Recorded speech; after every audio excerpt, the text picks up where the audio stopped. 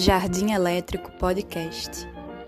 Nonsense, literatura e teatro, sem deixar de lado as frivolidades.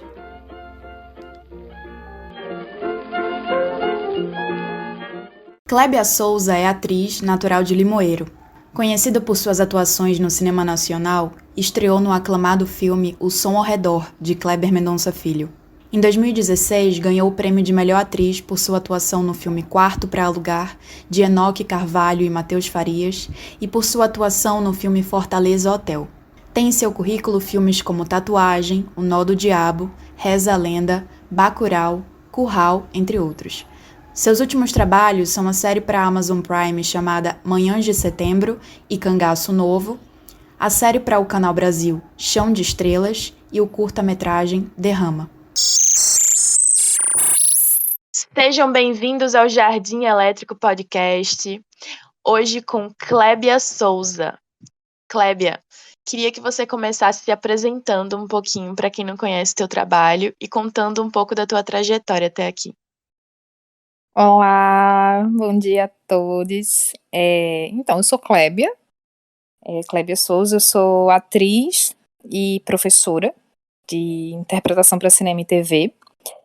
Eu sou natural de Limoeiro, uma cidade do agreste de Pernambuco, mas moro em Recife há mais de 11 anos.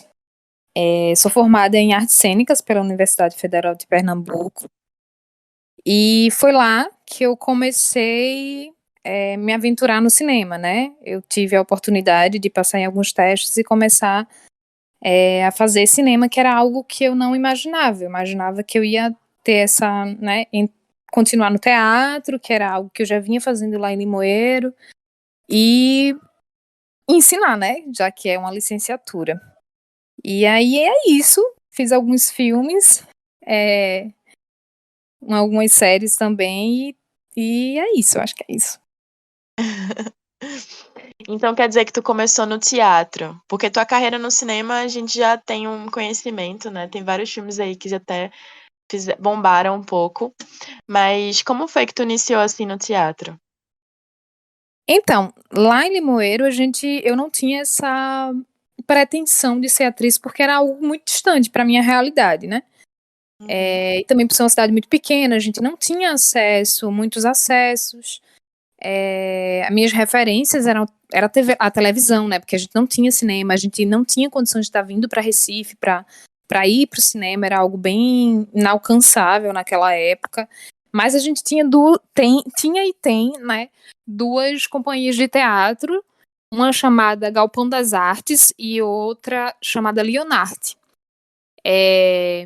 Na escola eu já meio que era empurrada, assim, porque eu sempre fui muito expansiva. E eu era meio que empurrava pelos meus colegas da turma, assim, para fazer tudo. Então, vamos fazer feira de ciência, a gente faz uma peça.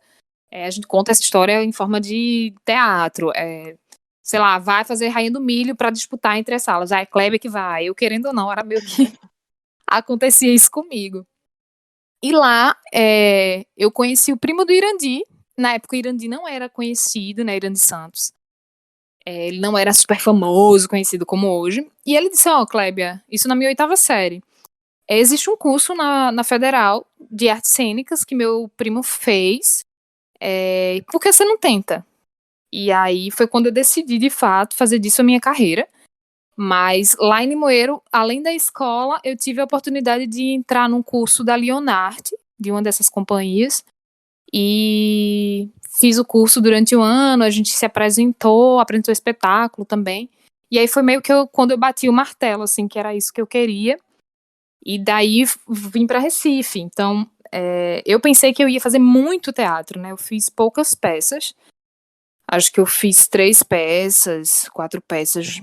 Não fiz muita coisa no teatro, porque acabou que no meu 4º período eu passei no Som ao Redor, de Kleber Mendonça Filho. E depois não parei, né? Fiz tatuagem no ano seguinte, fui emendando um filme no outro. Então, a minha carreira de teatro meio ficou um pouquinho no segundo plano, assim. Então, tua estreia foi no Som ao Redor, do Kleber. Como foi esse processo? Então, eu não sabia quem era Kleber. É muito engraçado, porque assim, Eu estava no quarto período da universidade, não tinha, era muito fechado. Acho que se hoje a galera acha fechado, né, ter esse acesso a teste, que eu acho que nem tanto hoje em dia, porque a gente tem rede social, então tudo tá muito acessível.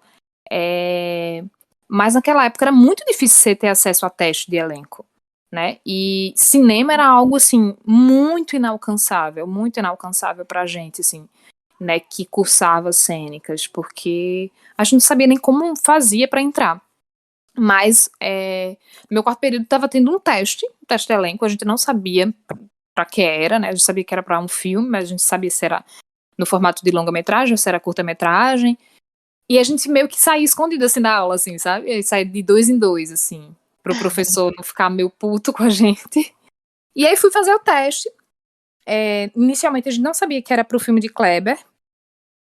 E a gente fez o teste, ok, passou-se um tempo. E aí, um outro dia, quando eu tava na aula, eu recebi uma ligação da pessoa dizendo que eu tinha passado no filme de Kleber, que ele tava me chamando para um segundo teste. E aí sim, eu fui, tipo, soube que era pra o filme de Kleber, fui pesquisar quem era Kleber, fui perguntar aos colegas quem era Kleber, daqui de Recife, já que eu vim do interior, não conhecia ninguém aqui. E aí eu tive a noção de quem era Kleber Mendonça Filho, né? E da importância dele já pra cena de cinema pernambucano, né? Do cinema pernambucano. Então eu tive muita sorte, assim, de já cair num filme incrível que foi O Som ao Redor, que foi extremamente premiado, a gente foi a indicação brasileira para concorrer ao Oscar, a filme estrangeiro, né, para concorrer lá entre os filmes estrangeiros para o Oscar. Então foi assim, foi uma ótima estreia para mim. Com certeza. E aí começou nesse primeiro filme do Kleber e também depois não parou mais, né? Recentemente agora tu fez Bacurau, que teve também uma grande repercussão. Como é que foi essa recepção do pós-filme? Do Bacurau, você fala? Uhum. Então, a gente tinha uma noção de que Bacurau ia ser um filme bem recebido, não só por se tratar de Kleber, de Juliano, né, que também fez o Som ao Redor, só que Juliano fez como diretor de arte. Sim. Mas pelo roteiro a gente já tinha uma noção da grandeza que era o filme, sabe? A gente tinha noção. O nome de Kleber já era, né? Porque veio o Som ao Redor, teve Aquários, então Kleber já tem uma importância, né, no cenário. Então a gente meio que já esperava que fosse um sucesso. A gente não sabia que ia ser tanto, né? Porque a gente nunca espera que seja tanto, né? E aí eu acho que o filme foi muito bem recebido. É um filme que eu acho que agrada. O Som ao Redor eu acho que é mais cabeçudo. Aquários tem uma coisa ali que eu acho que pega mais as pessoas também, porque é mais. Não sei se o que eu vou falar é certo, mas ele tem uma pegada mais comercial, assim, mais fácil de as pessoas compreenderem, né? Diferente do Som ao Redor, Sim. que tem um formato diferente. E o Bacurau ainda mais, né? Porque tem ação, tem tudo, assim, né? Tem esse suspense. Então ele foi muito bem recebido, né? A gente foi pra Cannes, ganhou prêmio, ganhou vários prêmios aqui, todo mundo assistindo, todo mundo enlouquecido. Eu acho que a gente não só por todo o elenco, mas acho o público em si também recebeu muito bem Bacurau, assim. É um filme que mudou a vida de muita gente, inclusive lá na cidade que a gente gravou, né, na Barra, no Rio Grande do Norte, que era um povoado, próximo de Parelhas, que também a gente ficou lá como uma base. E é tão tal que depois do filme eles começaram um movimento de cinema, fizeram agora a primeira mostra esse ano de cinema lá. Então, assim, conseguindo coisas, né, ser visto pelo governo também, né, de fazer melhorias para o povoado e tal, que só um filme pode, né, o filme da proporção foi Bacurau, pôde trazer, assim, essa visibilidade para as pessoas que estavam ali esquecidas, né. Então, acho que para além do elenco, para além dos prêmios, eu acho que o mais legal foi isso, né? Foi como a gente transformou a vida daquelas pessoas que participaram, que roubaram a cena dentro do filme. Foi incrível. Com certeza, transformador. E também ter ido pra Cannes, né? Sim, com certeza. Foi assim, acho que a Aquário já tinha ido, né? Mas e ganhar um prêmio, assim, acho que foi emocionante, assim, para todo mundo mesmo. Essa temporada a gente tá falando muito sobre essa coisa de quem é de Recife ou então do interior daqui, e é ator, né, ou atriz, sentir um pouco essa necessidade de sair da cidade para conseguir oportunidade, né, na área do cinema ou do teatro. Já conversei com um ator de teatro daqui do Magilute, e aí ele tem uma opinião bem fixa em relação a gente não precisar sair da cidade para ter oportunidade na área. Só que isso é uma voz do teatro, né? Que tem uma carreira mais consolidada no teatro. Tu tendo uma carreira mais consolidada na área do cinema e da TV, qual é a tua opinião sobre isso? De alguém que veio do Limoeiro e que mora no Recife? Então, eu acho que eu aprendi muito nesses 11 anos de cinema, me machucando bastante sobre isso, assim, sabe? Realmente, assim, pra mim, é preciso ir pra um lugar que tenha uma expressão melhor. Então, assim, Limoeiro não daria pra eu fazer, não daria pra eu viver de arte, né? Como eu tenho conseguido viver ou sobreviver, né? A gente não tem tanto incentivo, enfim. Então, assim, eu acho que sim, é preciso você ir pra um lugar, uma capital. Infelizmente, você precisa sair da sua cidade. Mas eu acho que a gente não precisa ir pro eixo Rio-São Paulo, sabe? Eu acho que se tem essa ilusão, assim, que você só consegue fazer bons projetos, se você só vai conseguir fazer bons trabalhos se você sair do Nordeste e ir para o Sudeste, assim, sabe? Sair da sua região e ir para o eixo Rio-São Paulo. E eu fui para o Rio, passei um ano morando no Rio, fui de férias com as amigas pra gente fazer uns cursos e tal, né?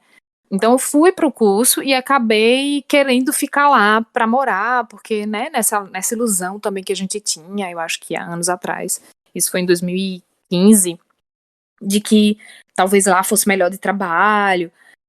Mas o Rio me ensinou muito na dor, assim, sabe? Que eu não precisava sair de Recife. Tem uma na época que eu fui, eu sofri muito, assim, uma questão sobre o sotaque mesmo, sabe? Coisas bem xenofóbicas mesmo, sabe? Eu passei por muito preconceito, por muita perseguição em relação ao meu sotaque, em relação à minha aparência. O Rio de Janeiro, ele eu acho que é um estado que tem um culto muito exacerbado com o corpo, sabe? Com esse padrão de beleza que eles colocam como perfeito, como belo. Então, tava acabando quase desenvolvendo um transtorno mesmo, assim. Dieta, tava querendo alisar de novo meu cabelo, tava querendo fazer intervenção cirúrgica. Mil coisas, assim, que o Rio tava pirando minha cabeça, porque eu escutava coisas quando eu ia em agências. E aí eu voltei pra Recife, né, e depois pra Limoeiro, pra visitar minha família, porque eu tava pirando, psicologicamente eu tava muito mal. E aí acabou que quando eu cheguei, eu fiz um curta, que foi o Quarto para Alugar, que eu ganhei prêmio, depois fui fazendo um outro filme, e outros, e não voltei mais pra lá, assim, eu já tinha comprado tudo pra morar lá. E acabou que eu entendi que é isso, a gente não precisa ir pra o eixo Rio-São Paulo, sabe? A gente não precisa sair do nosso lugar, eu acho que a gente tem, principalmente agora que eu acho que o Nordeste é um celeiro muito forte do cinema, muito premiado, de boas produções. Eu acho que tá cada vez mais forte. Então eu acho que a gente não precisa sair, sabe? A gente não precisa sair. Não vou dizer que é fácil também conseguir furar essas bolhas que a gente sabe que existe. Mas eu acho que é possível você ficar no seu estado e viajar o Brasil inteiro para trabalhar. Porque assim, eu já fui gravar no Piauí, já gravei no Rio, já gravei em São Paulo. Então eu hoje entendo que Recife é meu lugar. E que se quiser trabalhar comigo, as pessoas me levam pra lá. Assim, sabe? Não quero sair do meu canto, não. Do lugar que me acolheu, não. Paga a minha passagem de ida e volta, né? Pois é, paga a minha passagem, paga a minha hospedagem, tá tudo certo. Aí você me tem meu trabalho ali maravilhoso. Mas e Limoeiro, não tem nenhum tipo de incentivo, assim, cultural nessa área? Então, eu tô há muito tempo longe de Limoeiro, né? Eu vou pra visitar meus pais, volto, meio que fico meio trancada em casa, assim. Eu não vivo a cidade, então eu não sei falar muito sobre. Eu sei que sim, tem essas duas companhias que sobrevivem, né? Provavelmente tem um incentivo ali da prefeitura, obviamente. Mas não é nada que, assim, que eu acho que daria para que dá para muita gente de vislumbrar, viver daquilo, enfim, sabe? A gente sabe que dentro do interior assim tem muita politicagem também, então eu não sei, isso assim, eu realmente não sei, eu acho que eu não conseguiria viver de arte, assim, sabe? Sobreviver de arte lá em Limoeiro, assim. Eu teria que ir dar aula, como eu já dou aqui, para ir talvez conseguir fazer uma coisa no teatro, mas não sei se seria como é aqui em Recife, sabe? Não sei Sim. se eu se se se era isso assim, sabe? Se não sei a pessoa que você entrevistou, mas conheço os meninos, amo de paixão. Foi o Mário. O Mário maravilhoso. Mas é isso assim, interior para mim não dá assim, sabe? Não daria, eu acho que não daria para fazer o que eu faço, assim. Que aí tem controvérsias também, né? Porque, por exemplo, tem Edilson Silva, que é um ator que é lá de Condado, e Edilson viaja o país todo, faz os filmes dele, as pessoas chamam, e é isso também. Mas aí eu acho que tem uma coisa ali também que para os homens é ainda um pouco mais fácil, a gente sabe disso. Que os filmes giram também, esses personagens giram muito nesses personagens masculinos. Então, enfim, né? Aí eu já vou entrar em outra pauta, mas tem umas aspas aí, sabe? Funciona, obviamente funciona para algumas pessoas, como para Edilson super funciona, ele mora em Condado, não precisa sair da região dele e consegue fazer os trabalhos dele tranquilo, assim. Então, tu acha que é mais fácil para os homens conseguirem. Porque eu acho que é uma questão de oportunidade, né? Porque Sim, existem atores e atrizes incríveis em todas as cidades, né? Do interior, da capital. Mas é com tudo uma certeza. questão de oportunidade de ser visto, de colocar o seu trabalho para jogo. Então, tu acha que o Sim. gênero acaba influenciando nessa questão? Gente, com certeza. E sim, e assim, não é só uma questão do gênero. A gente sabe que a maior parte. O cinema que a gente faz aqui também é baixo orçamento. Aí já entra nisso. É baixo orçamento, não sei se vai ter condições de te levar, te trazer, porque é um custo a mais. A gente sabe que é um custo a mais. Ter que trazer a pessoa, né? Ter que trazer a pessoa, ter que pagar hospedagem, alimentação. Isso é um custo a mais que a pessoa não teria contratando alguém da própria cidade, né? Principalmente o cinema que a gente faz de baixo orçamento. Mas óbvio que tem questões de gênero, né? Tem, tem questões de os filmes, a maioria ser diretores, né? A gente sabe que a maior parte dos diretores são homens, dos roteiristas são homens, que as mulheres estão mais nesse lugar da produção executiva, tem milhões de estudos, de teses, e a gente não precisa nem de tese para a gente, dentro de um set, a gente percebe, né, que o cinema é branco, é masculino, é classe média, então conta sim, eu acho sim, e as histórias, né? Eu acho que aos poucos isso tem mudado. Mas se a gente for pensar, a maior parte das histórias, se a gente for, sei lá, pensar em agora aqui, se cada um de vocês aí que tá escutando, pensar em 5 filmes que vocês mais amam, pode ter certeza que a maioria, o homem é o protagonista e a mulher, o personagem feminino meio que gira meio em torno dessa história desse homem, né? E a gente sabe que as coisas estão mudando, mas a mulher servia meio que de muletazinha, né? Pro homem ali, nas histórias, assim, era meio que uma pessoa que estava apaixonada, ou amiga, ou enfim.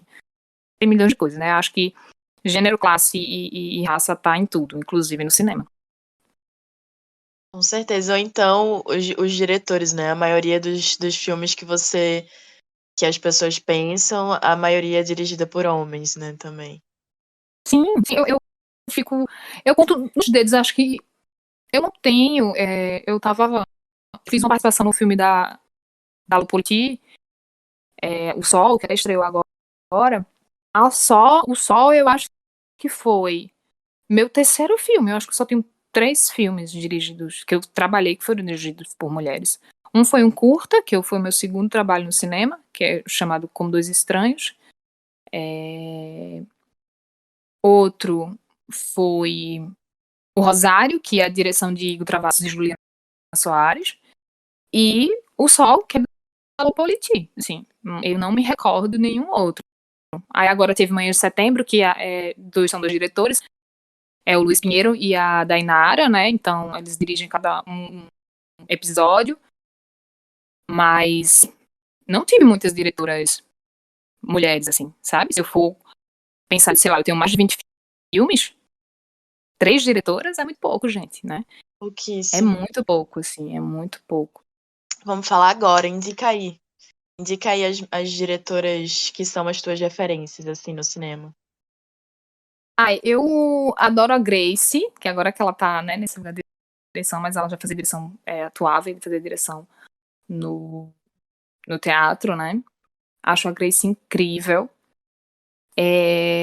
Deixa eu ver. Eu amei trabalhar com a Dainara, acho que ela é maravilhosa. Tem minhas amigas, lógico, né, que agora tem se arriscado. Tem a Cintia Lima, que vai lançar agora, fazer o seu primeiro longa-metragem. Tem a Dandara de Moraes, maravilhosa, uma mulher preta maravilhosa, tá aí fazendo seus filmes. Tem muita gente, sabe? Tem muitas mulheres fodas, incríveis, que a gente precisa conhecer, a gente precisa sair da bolha, assim, né? Tem a Juliana, que trabalha com produção executiva, mas que também fez direção, no Rosário. Tem a Lô, que é uma mulher bem forte, eu adorei trabalhar com a Lô, porque a equipe era bem feminina, era incrível, né? Trabalhar com a Lô, fiquei muito feliz, até que contei pra ela, assim, que massa, sabe? De ter feito uma participação no seu filme, e chegar lá no set e ter mulheres em posições importantes dentro dessa estrutura cinematográfica, assumindo cargos importantes, e um filme feito por muitas mulheres, assim, sabe? Fiquei muito, muito feliz. Tem também Cira Ramos, né, monstrona aqui do Teatro Pernambucano. Tem, Sim. inclusive, uma entrevista aqui com ela, uma conversa, né, com ela aqui no podcast. Acho que tem quase 2 horas, se vocês quiserem também dar uma sacada. Ela fala muita coisa interessante. Tem muita gente boa, gente. Tem muitas mulheres incríveis, assim, seja no teatro, seja no... E eu não falo só do cinema, não, do teatro também, né? Mulheres aí, coreógrafas, dirigindo espetáculos de dança, de 1000 linguagens, assim. A gente precisa conhecer essas mulheres, sair um pouco furar um pouquinho essas bolhas, assim, sabe? Mas Com que eu sei que também é certeza. difícil, que tem muita coisa que não chega, né? Que não chega na gente, Uhum. que as pessoas não têm acesso. Eu sei que isso também não é fácil. Assim. Pois é, democratizar esse acesso, né? Exato. Importante. Acho que isso dialoga também com a convidada que veio, que eu entrevistei ontem, conversei com ela ontem, que é a Caia Coelho, que ela fez um projeto Maravilhosa. interessantíssimo, tu conhece, né? Que foi Conheço. o Telatrans, que foi reunir todos esses filmes de pessoas trans, não binárias, enfim, que sempre existiram, só para concluir, que sempre existiram, né? Estavam aí, mas não tinha essa oportunidade de serem vistos. Então, acho que talvez seria interessante ter uma plataforma só para mulheres cis e trans e todas também, né? Porque eu acho que a gente acaba meio que sendo escanteada um pouco por esse eixo masculino também. Sim. Se a gente for fazer esse recorte de gênero, gente, aí que piora as coisas, né? A gente sabe que é isso, assim. Talvez ter essa plataforma a princípio seja uma boa, mas é importante que a gente não precise criar um espaço para a gente ter esse acesso, né? É importante que a estrutura mude, né? Mas eu acho que a priori seria uma ótima ideia, inclusive, né? De a gente saber onde procurar essas produções também. Sim. E tu citou agora a série que tu fez. Não sei se tu fez recentemente, mas ela tá disponível, né, recentemente na Amazon Prime, que é Amanhã de Setembro. E ela tá disponível no Amazon Prime e também A Chão de Estrelas, que foi feita para o Sim. Canal Brasil. E aí são duas, uma é para streaming e a outra é para TV. Como é esse processo? Tem alguma diferença? No fim das contas não tem, né? Mas como é esse processo assim de gravar para streaming, para TV? Tem Eu uma acho que a dinâmica diferença. diferente de filme, Eu, assim? eu acho que a diferença é a grana, gente, né? Isso é da Amazon, né, meu amor? Mas se a gente pensar em estrutura, é isso, né? Eu acho que em relação ao cinema não tem. Eu acho que talvez, né, seja um tempo maior, porque aí depende também de quantos episódios são. Por exemplo, agora eu fiz uma participação em Cangaço Novo, que também é outra série para Amazon, que é uma série que vai ter 8 episódios. Então, assim, eles vão gravar por meses, né? Então, vai depender. Eu acho que o que depende é isso, assim, né? É a estrutura, a grana mesmo, esse financiamento, que viabiliza de estrutura mesmo, de quantidade de câmera, de quantidade de profissionais, e essa questão do tempo mesmo, sabe? Mas de gravar, assim, nada muda, assim, né? Eu não sinto que muda, não, em relação a... Pra mim é como se eu estivesse atuando pro filme, não tem muita diferença, né? A diferença eu acho que é essa questão da grana mesmo e da estrutura mesmo. Não tem muito, assim.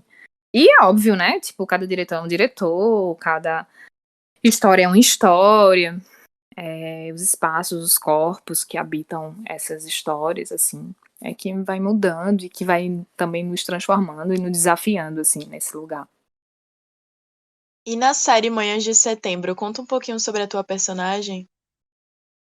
Então, na Manhãs de Setembro, eu faço a Irene, né, que é casada com o personagem do Tomás Aquino, que é o Ivaldo, que tem um romance com a personagem da Lineker, que é a Cassandra, que é a protagonista da série Manhãs de Setembro, né. A Irene, na primeira temporada, a gente meio que percebe um pouco, né, que ela tem essa relação, que ela tem essa filha, e que é uma mulher que não tem muito tempo para estar ali com a família, né, com o marido, precisa ficar com a filha, tão tal que nas cenas a gente percebe muito essa parceria da filha com o pai, né, que é a personagem, a Ivana, que faz minha filha, que é a Inara, que é uma atriz e rapper de São Paulo. E aí ela tem uma relação muito mais forte, essa filha tem uma relação muito mais forte com o pai, então essa mãe meio que vive para trabalhar e para também ajudar em casa e dar esse suporte para essa filha, né, que tá entrando na faculdade, que vai fazer, tá fazendo enfermagem, e também um relacionamento ali meio morno, né, com o Ivaldo, com o personagem do Tomás. E é isso, eles dormem, acordam e às vezes mal se veem, porque ela aparentemente trabalha em alguma coisa da saúde, né? Ela é uma enfermeira, uma técnica, e ela faz muito plantão, então acaba que é uma mulher que vive pro trabalho, assim. Ela é consumida mesmo, sabe? Eu acho que a Irene, ela é um corpo que a gente vê de trabalho e que tem uns suspiros nas poucas cenas que eu tenho dentro do Manhã de Setembro. Ela tem um suspiro ali que a gente percebe que essa mulher tenta se divertir, mas sempre volta para essa preocupação com a filha, com a família, e é isso. E aí na segunda temporada as pessoas vão saber mais coisas. Ou não, né? Não sei. Então tem que assistir pra saber, né? Quanto tempo mais ou menos tu passou gravando? A primeira temporada foi bem rápido, né? Eu faço uma participação, foram 2 semanas. Foi bem, bem rápido, né? Teve questão de pandemia também, então tem todo um processo antes, né? Que a gente fica em casa e que faz milhões de testes a todo momento, antes, durante e depois. E na segunda foi mais rapidinho também. Eu fiquei uma semana lá em São Paulo e a gente gravou já a segunda temporada, terminamos. Acho que eles terminaram essa semana, inclusive, de gravar a segunda temporada. Que eu acho que próximo ano, já no início, já deve estar lançando. Maravilha. E algum projeto assim futuro que já tá sendo gerido agora, não? Agora eu estou aproveitando minhas férias Dignas. justas, dignas, mas continuo na escola, né? Dou aula de interpretação para cinema e TV na Empório Escola de Artes. Estou com uns projetinhos também de fazer uns cursos. E também pensando aí, quem sabe, em dirigir e escrever alguma coisa também. Tô meio resistente, mas minhas amigas estão meio que, vai, sabe? Tipo, vai, vamos fazer. Não vamos esperar, não. Vamos botar esses curtas pro mundo, esses vídeos, esses filmes pro mundo. E aí, mas pensando nisso de trabalho meu mesmo, né? Assim, que eu tô gerindo. Tentando botar isso pra fora. Mas projetos eu meio que encerrei esse ano, alguns projetos, né? Fiz Cangaço, fiz Gravei a segunda temporada de Manhã em Setembro. Acabei de gravar um curta-metragem também chamado Derrama, que é de gênero de horror. Então, assim, incrível também o curta. E próximo ano tem algumas coisas que estão na agulha, mas ainda não é certo. Aí a gente fica sempre nessa, né? Essa vida de atriz é isso, assim, a gente fica meio... Na espreita. Na espreita, e às vezes quando tem também, às vezes a gente não pode falar, tem uma questão de sigilo também agora, né, que eles fazem, pra gente não dar com a língua nos dentes. Mas vem projeto autoral aí, então. Quem sabe? Vamos torcer que sim, que a Virginiana não se sabote e coloque isso pro mundo. E claro, sim, eu tenho me arriscado muito também fazendo preparação de elenco, algo que eu já queria fazer há algum tempo, e esse ano eu tive oportunidades de fazer. Eu fiz a preparação de elenco para 3 curtas-metragens, 4 curta-metragens, então assim, tô bem feliz também de estar podendo me aventurar nesse outro espaço, nesse outro lugar, e sabe, de estar junto, guiando esses atores, né, conhecendo junto com eles, descobrindo junto com eles essas histórias. Então é massa, assim, para mim, enquanto atriz, enquanto professora, enquanto pessoa mesmo, tá nesse outro lugar, assim, sabe, ver de fora mesmo as coisas acontecendo. Lindo. Kleber, eu quero agradecer muito a tua participação aqui no programa. Que massa que tu topou. Quem sabe aí depois a gente não retorna para falar sobre outro filme, outros filmes, né? Eita, vai ser massa. Eu que agradeço, foi incrível. É sempre bom conversar, falar um pouquinho sobre arte, sobre cinema, né?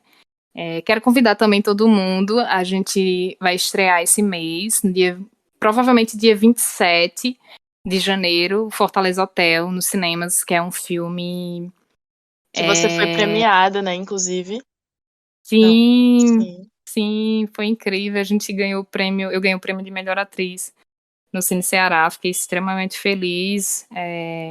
O Fortaleza Hotel é minha primeira protagonista, então é um filme muito importante para mim, um filme que tá muito bonito, assim, fala sobre esse caminho dessas duas mulheres tão diferentes e que se encontram, assim, sabe? E espero que todo mundo assista, que todo mundo goste. É um filme lindo, vale muito a pena. E final do mês vai estar aí ganhando o mundo. Massa demais. E para encerrar de vez, eu queria só te pedir o que eu sempre peço para todo mundo que passa por aqui. Não posso não pedir para você, que é uma indicação de um livro. Tem vários. Amo. Tem um que eu amo muito, que é o Ensinando a Transgredir, que é de Bell Hooks, que eu acho que é uma das minhas... que faleceu, né, agora há pouco. Mas, que é uma das minhas escritoras favoritas do mundo. Também tem qualquer livro de Walter Hugo Mãe, que eu acho que todos os livros dele são incríveis, e Clarice também, que eu amo. Tenho de Clarice, que eu acho que é o meu favorito, que é o livro dos prazeres ou uma aprendizagem. Eu acho que vale muito a pena ler esses 2 livros, ou ler qualquer livro de Walter Hugo Mãe também. Maravilha, várias indicações, todo mundo correndo para ir atrás. Massa. Tá bom, Clébia. Obrigada, agradeço Nada. demais e até a Cheiro. próxima.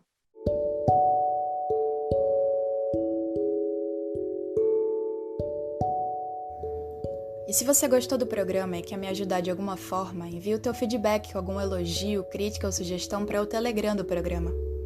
É só digitar Jardim Elétrico Podcast. Não tem mistério, é fácil de encontrar. E se você quiser me ajudar financeiramente com alguma quantia, acesse o Apoia-se do programa.